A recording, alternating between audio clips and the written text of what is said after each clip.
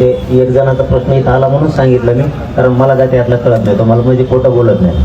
मी आलोय तुमच्या मदतीत. मला काय हे तांगडे भुंगडे आरक्षणातले कळते, याच्यातला कळायला थोडा वेळ जाईल, कळणार पण वेळ जाईल. पण तुमच्या पोरांच्या जर परीक्षा असते 4 तारखेला किंवा काय, तर तुमचे तिकीट गाड्या काही लाव असतात ना, तर रिझर्वेशन केलं तर उघड ते होणार का नाही ह्या भावने ते इथंच बसायचे, तिकडं होऊन जायचे पेपर. म्हणजे हाय ते गेले नाही ते गेले, सगळेच आपण चंब गोळा करणारे झालो मग नाटल्या. म्हणजे असं वाटलं नको कोणाच्या लेकराचं व्हायला. ही लढाई आपली आता आहे, त्याच्यावर कशावर पाणी फिरायचं. काही यांच्यावर तर निर्णय होणारच आहे ना, काहीतरी करूच.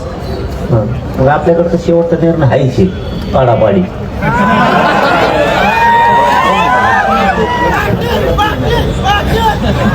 नाही आता माझ्याकडे त्याच्या तुझा काही निर्णय नाही. काय मी सरकार असतो कसा सही केली ती मोठा पेन. मी तुमच्यासाठी रक्त जाळू शकतो, बसू शकतो. आता मला खरंच बसता येणार, 2% लावले तरी बसता येणार. मी आजारी मान थरथर कापतो, या काही दाग होती पोटात. आलं काहीतरी होईल, बघू आता होईल, रातभर होईल का तरी होईल ना. नाही तर बघून घेऊ. मी सांगितलं ना आपल्याकडे तेवढंच अस्त्र आहे. मग एक तुमच्यासाठी मी ते करू शकतो. ते निर्णय ऐकले की पाळले,